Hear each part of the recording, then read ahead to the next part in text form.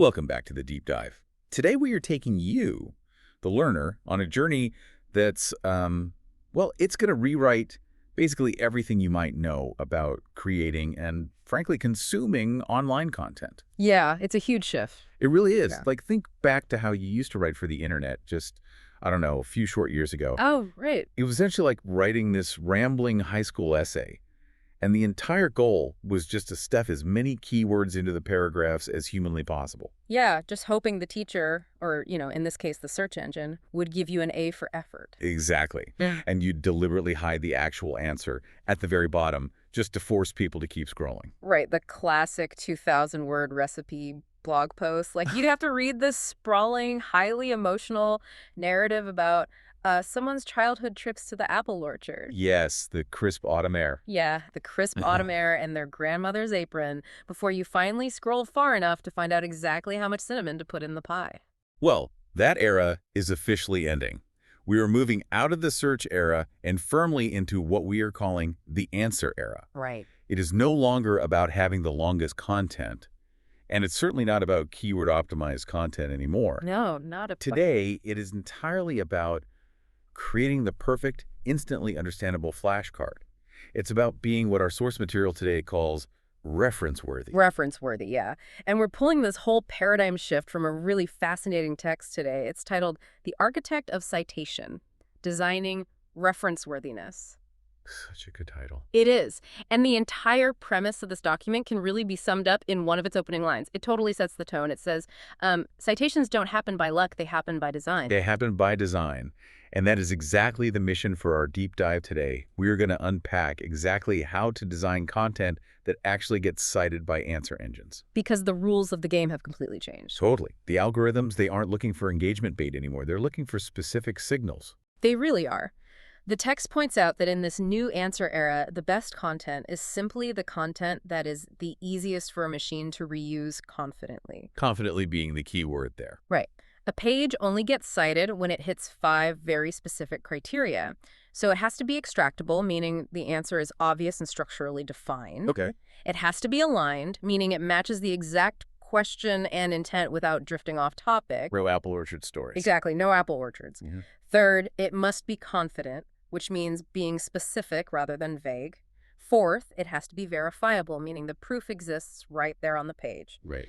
And finally, it has to be useful, meaning it actually helps the user make a decision rather than just giving them broad, general awareness. So let's focus on how to actually build that, because to achieve those 5 things, to design that perfect flashcard we were talking about, the text introduces a foundational framework. Yeah, the citation triangle. Right, the citation triangle. And it combines 3 dimensions: structure, evidence, and entities. Yeah. But the really critical takeaway from our source is that these aren't just like 3 separate good ideas. No, they are totally interdependent. Right. Missing even one of these dimensions causes your citation share to just completely collapse. Yeah, think about the underlying questions that each of these dimensions answers for the engine's algorithm. Okay.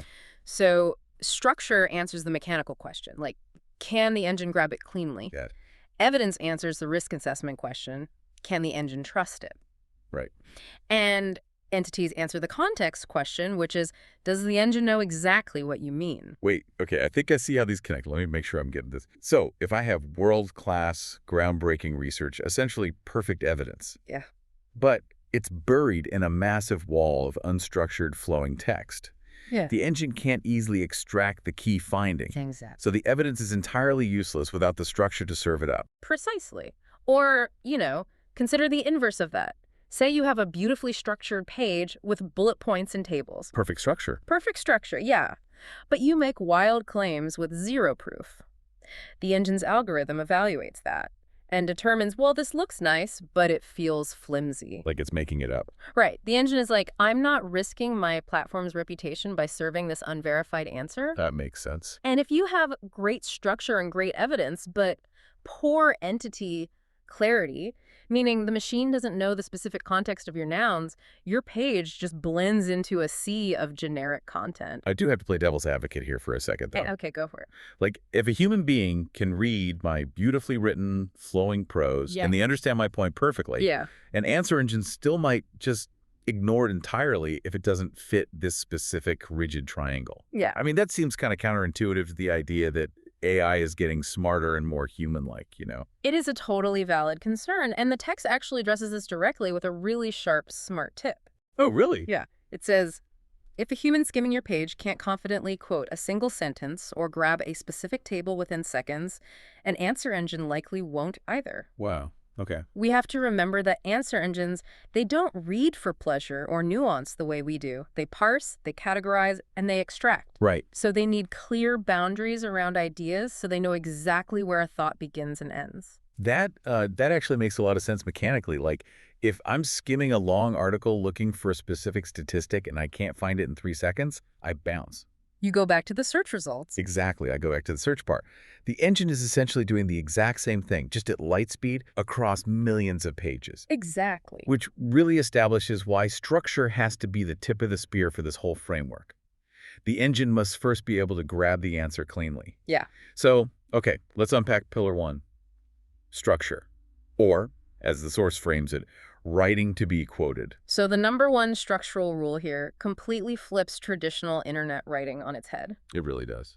The rule is simply answer first, expand second. The inverted blueprint. Yeah. I love this concept. The text says the primary answer to the user's implicit question, it must be located in the very first 2 to 3 lines of the page. Right.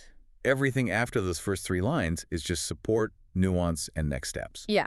The source provides a very specific, citation-friendly page blueprint, and it outlines the exact flow your content needs to follow to reduce the friction of extraction for the machine. So it's a literal map. A literal map, yeah.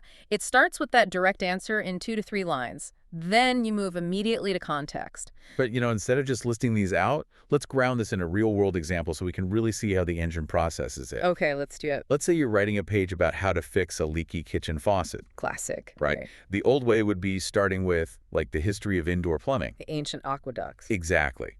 But the new way, the direct answer, is immediately saying, to fix a leaky faucet, you usually need to replace the worn-out O-ring or washer inside the valve.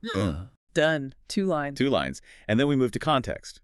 Right, so for context, you'd briefly define who this applies to. Like, this applies to standard cartridge or compression faucets. Okay, so narrowing it down. Exactly. This tells the machine exactly the boundaries of your advice. Then you provide key takeaways. Just 3 to 6 quick bullets. And mechanically, why does the machine care about key takeaways right there at the top of the page? Well, because bulleted lists are naturally bounded data structures. I did data structures, right? Yeah. The HTML tags for a list signal to the algorithm, hey, here is a compressed summary of the page. It's incredibly easy for an answer engine to pull those bullets to formulate its own summary. That makes total sense. And then, after the takeaways, you can finally get into the how it works or the why it's true section. Right. And for our faucet example, this is where you detail the internal mechanics of water pressure, maybe. Exactly. After that, the blueprint says you need to lay out options and trade-offs. Why does a machine need options? Because users rarely have just one path. An answer engine wants to provide a really comprehensive response. Okay.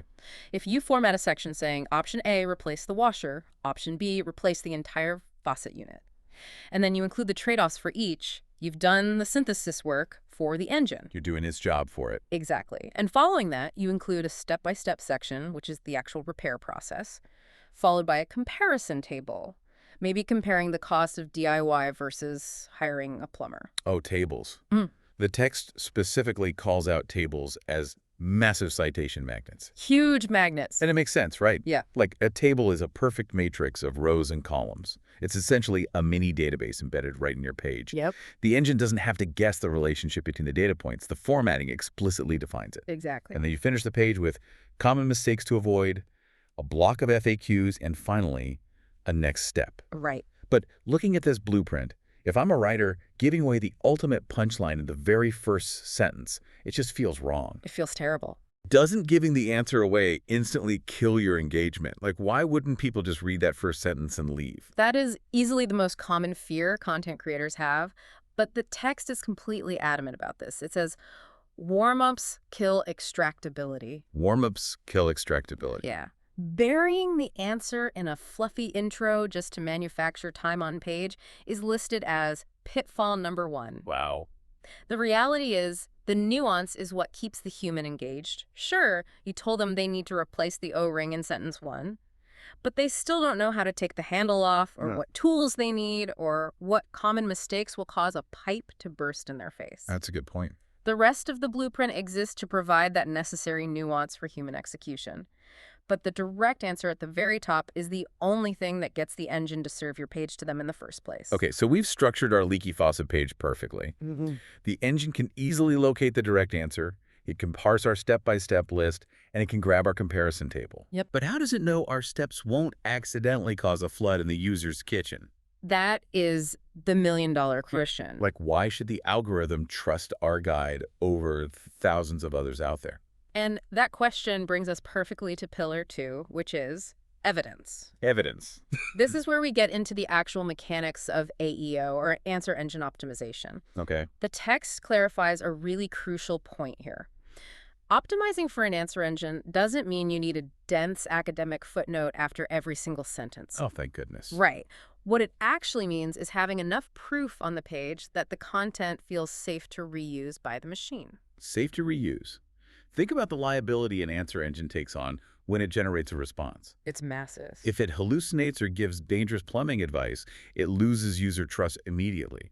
So it wants to minimize its own computational risk. Exactly. And to help it do that, the source gives us what it calls the proof ladder. The proof ladder. It's 5 levels of evidence, starting from basic logic and climbing all the way up to rigorous methodology. Let's climb that ladder, actually, because Yeah. this is how you actively build that safety profile. Okay, step 1. Level 1 is clear reasoning. This is simply explaining the underlying cause and effect. Okay. So instead of just saying, turn off the water, you say, turn off the water beneath the sink, because residual pressure will cause a blowout when you remove the valve. Oh, so you're establishing logical causality. Exactly. You're giving the why. Then you step up to level 2, specific numbers. Right. Like, stop using vague language like, oh, it takes a little while to drain, and start saying, it usually takes 2 to 3 minutes for the line to clear. Yes. Use ranges, threshold, and measurable criteria. Because machines thrive on quantitative data, not qualitative adjectives. Exactly. And then level 3 steps it up again to named sources. Named sources. This is where you cite standard bodies, recognized institutions, or published research, like according to the Uniform Plumbing Code, and then you state the fact. Right. You are borrowing authority from established entities. Exactly. And then we reach the really high-value trust signals. So level 4 is first-party data. Meaning your own data. Right. This is your own proprietary information. So the pattern here is, across 50 faucet repairs we conducted in our workshop, Oh, I see. yeah, answer engines absolutely love net new data because it's unique to your page. Nobody else has it. Right. And finally, level 5 is method. This is explicitly explaining what you tested, how you measured it, and crucially, what your limitations were. Okay, here's where it gets really interesting for me. That level 5, the method, it's exactly like taking a high school math test. Oh, for sure. You know how the teacher would always say, like, I don't care if you got the right answer, you have to show your work. Yeah, you have to show your work. That is exactly what the algorithm wants. You can't just drop a fact and expect the machine to trust it. You have to show your work. Yeah. The text even have a smart tip for this. It says adding a short section, literally titled, How We Evaluated This, is one of the absolute fastest ways to boost your trust signal. It really is. And to package all of this for the engine, the source provides this brilliant structural tool. It's called the proof block. The proof block. Yeah, it's a literal copy-paste format you should add near any major comparisons, recommendations, or highly confident claims on your page. Okay. It includes 4 elements: the criteria used to make the decision, the sources considered, what factor matters most and why, and the conditions under which this advice changes. So you literally just format a little visual box on your page with those 4 bullet points. Yep, just a box. When the machine's crawler hits that block, it doesn't just see text. It sees a highly structured, verifiable, safe to, quote, rationale for your claim. Exactly. It basically takes the wrist off the engine's shoulders and puts it squarely on your methodology. Exactly. So let's take stock for a second. The engine can extract your answer cleanly because of your structure. Right. It trusts your answer because of your evidence and your proof block. Right. But there is a missing piece here. If your page uses terms like the valve or the handle or the pressure, how does the engine know exactly what specific context you're operating in? Like, how does it know you're not talking about a heart valve? Exactly. Yeah. Without getting confused by similar concepts in completely different industries. Which means we need to talk about pillar 3, entities. Entities, yes. Okay, so what exactly is an entity in this context? So entities are, at their core, machine understandable nouns. Machine understandable nouns. Yeah. We're talking about people, brands, products, locations, concepts, attributes, and standards. Basically, anything that can be consistently identified, linked, and categorized by a database. Okay, so the source tells us we need to build an entity map for our content. Right. And rather than just listing abstract definitions, let's actually build one right now to see how this works in practice. Let's do it. Let's say we are writing a comprehensive review page, but not for a faucet. Let's say it's for an electric vehicle, the Tesla Model 3. Perfect. Okay, to build your entity map, you always start with the primary entity. Which is the car. Right. In this case, the main topic is the Tesla Model 3. But the engine needs context. So next, you map the competing entities. Like other cars. Yeah. You don't want to ignore the competition, you want to contextualize it. So you explicitly mention alternatives like the Polestar 2 or the Hyundai Ioniq 6. Okay, so you're situating it in a market. Then you need attributes. Right. And these are the specific properties people use to compare these entities. So for our car, the attributes are things like battery range, charging speed, and autopilot features. Exactly. Next are use case entities, which define the environment. Yeah. Like, are we evaluating this car for cross-country road trips or for daily city commuting? Right. And finally, trust entities, which are the standards relevant to the topic, like the NHTSA safety ratings. Okay, when you look at that entity map, you can see how it completely anchors the page. It really does. But a common fear writers have is that intentionally mapping out nouns like this, won't it make the writing sound robotic? Yeah, that's a big worry. Like they're just reading from a dictionary. I have that exact fear. It sounds like a formula rather than an engaging article. It does sound formulaic on the surface. Yeah. But the text offers a really powerful realization about this. Oh. It explains that entity clarity is actually what prevents your page from sounding generic. Interesting. Think about it. When your entity map is clearly defined in your text, when you've explicitly discussed the daily commuting use case, the battery range attributes, and the Polestar 2 alternatives, Yeah. your page stops competing with everything about electric cars on the internet. Yeah. It starts owning a very specific, highly contextualized topic. See. You're giving the engine the exact semantic coordinates of your page. Semantic coordinates, I like that. Like, if your page just uses generic terms like, this car is great for driving and has a good battery, the engine has absolutely no reason to choose yours over a million others. None at all. The specific entities act as a precise address in the algorithm's database. Precisely. Now, understanding these three pillars, structure, evidence, and entities, it's great in theory. Right. But theory doesn't get you cited by an answer engine. No, it doesn't. To actually execute this, the source gives us a rubric to measure success and flags the really common traps people fall into. Okay, let's get into execution. It introduces the Citation Fitness Score. Yeah. It's a 100-point system to grade your priority pages. Extractability gets the most weight at 30 points. Evidence also gets a heavy 30 points. Right. Entity clarity gets 20 points, and overall usefulness gets the final 20. And there are specific performance tiers for this score. So if your page scores a 70 or above, the text considers it citation ready. Okay. If you hit 85 or above, it's citation strong. And if you manage to hit a 90 plus, you have an engine-friendly flagship page. Wow, 90 plus. Yeah. But achieving those scores requires navigating around some massive pitfalls. Well, we already talked about pitfall 1, right? Burying the answer in a fluffy intro. The apple orchard. Right, the apple orchard. Yeah. Pitfall 2 is making confident claims without proof. Yeah. If you write with extreme declarative confidence, like, this is the absolute best car on the market, Yeah. but you provide 0 level 4 or level 5 evidence to back it up, the engine reads that as marketing material, not reference material. Exactly. It will actively avoid citing it. And then pitfall 3 is also incredibly common. It's trying to cover 8 different user intents on one single page. Oh, like trying to be the ultimate guide to everything. Exactly. The text explains that engines want pages that match a single summary shape. They don't want a massive catch-all page that tries to be everything to everyone. They want a specific, highly aligned answer to a specific intent. That makes total sense. Yeah. Another major pitfall is using promotional language. Right. Reference safe means neutral and objective. You really have to save your aggressive brand voice and your sales pitches for your actual sales landing pages. Keep it off the reference pages. Exactly. Keep your evidence and reference pages completely clean and objective. Which honestly brings up a huge operational question. Okay. If you were listening to this and you have a website with hundreds, maybe thousands of pages, how do you actually tackle this without losing your mind? Yeah, it's daunting. But the source is very clear on this constraint. It specifically says, don't try to upgrade everything at once. Oh, that's a relief.